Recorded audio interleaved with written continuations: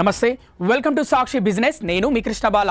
ఉద్యోగులు, small scale ఇన్వెస్టర్లు ఈసారి ట్యాక్స్ రిటర్న్స్ ఫైల్ చేయడం మరింత సులభమైంది. చిన్న మొత్తంలో షేర్లు లేదా మ్యూచువల్ ఫండ్లను విక్రయించి స్వల్ప లాభాలు పొందే ఉద్యోగులు ఇప్పటి వరకు క్లిష్టమైన ITR-2 ఫామ్ ఎంచుకోవాల్సి వచ్చేది. ఆదాయం తక్కువగా ఉన్న ఈ లాభాలతో కష్టమైన ఫామ్ సమర్పించాల్సి వచ్చేది. కానీ 2026-2027 అసెస్మెంట్ ఇయర్ నుంచి రూల్స్ మార్చారు. ఇక ఆయా ట్యాక్స్ పేయర్లు ITR-1 సహజ్ ద్వారానే రిటర్న్లు ఫైల్ చేసేందుకు వీలు కల్పిస్తున్నారు. ఈ నేపథ్యంలో మారిన రూల్స్ ఏమిటి, ఎవరికి కొత్త రూల్స్ వెసులుబాటు కల్పిస్తున్నాయో చూద్దాం. గత రూల్స్ ప్రకారం ట్యాక్స్ పేయర్ ఎంత చిన్న మొత్తంలో క్యాపిటల్ గెయిన్స్ ఉన్నా వారు ITR-1 ఫైల్ చేసేందుకు అవకాశం ఉండేది కాదు.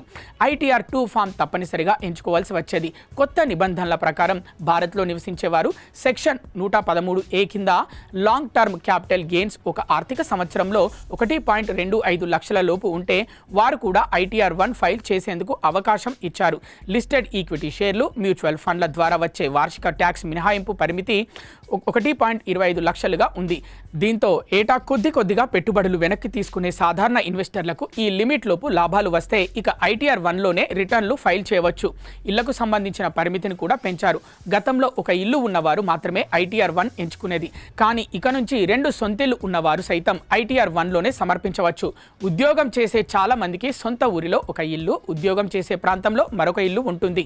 ఇలాంటి వారికి ప్రభుత్వం వెసులుబాటు కల్పించినట్లయింది.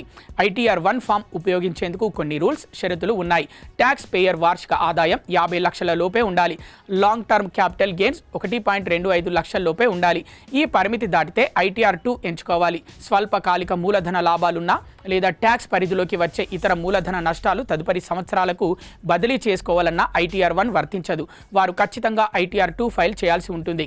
అయితే రూల్స్ సడలించిన చాలామంది ట్యాక్స్ పేయర్లకు స్వల్పకాల మూలధన లాభాలు ఉండటం, LTCG 1.25 లక్షల పరిమితి దాటడం, షేర్ మార్కెట్లో అది లావాదేవీలు, స్పెక్యులేటివ్ F&O డెరివేటివ్స్ ట్రేడింగ్ ద్వారా ఆదాయాలు ఉంటే ITR-1 వర్తించదు.